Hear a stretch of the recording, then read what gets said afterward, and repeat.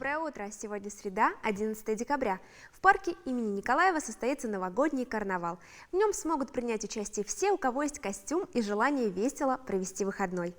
Среди карнавальных нарядов выберут лучшие в номинациях «Новогодняя семья», «Самый маленький Дед Мороз», «Самая юная Снегурочка», «Мистер Снеговик» и «В гостях у сказки». Для участия в конкурсе необходимо подать заявку на электронную почту mirdetstva.chep@mail.ru и в эту субботу прийти в парк в костюме. Масштабное гуляние развернется возле главной сцены, а главным гостем праздника станет Дед Мороз из Великого Устюга. В 2020 году Чувашия присоединится к самому масштабному полумарафону в мире – Забег.рф.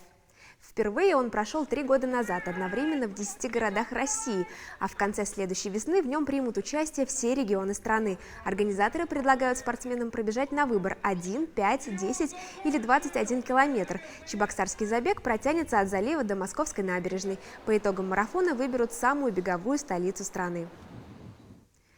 В Иркутске прошла первая областная конференция, посвященная знаменитому языковеду Никите Бичурину. Делегация нашей республики побывала в сибирской столице, где приняла участие в бичуринских чтениях.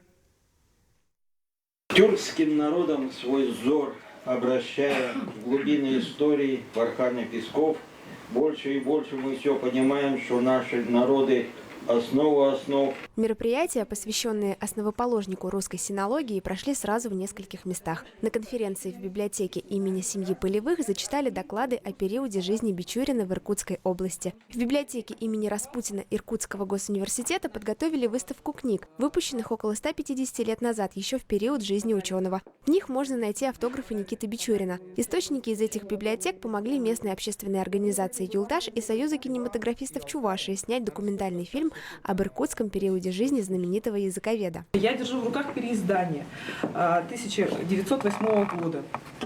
Дело в том, что за этот труд Никита Яковлевич также получил Демидовскую премию.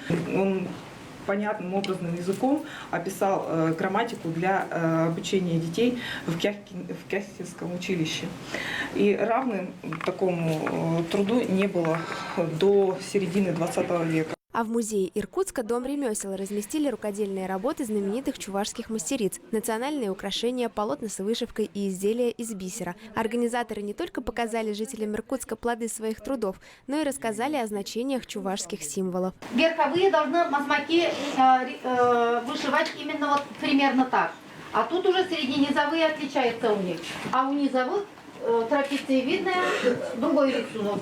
Также здесь прошел мастер-класс по вышивке. Иркутские мастерицы научились составлять композиции чувашских узоров и по окончании семинара получили удостоверение о повышении квалификации.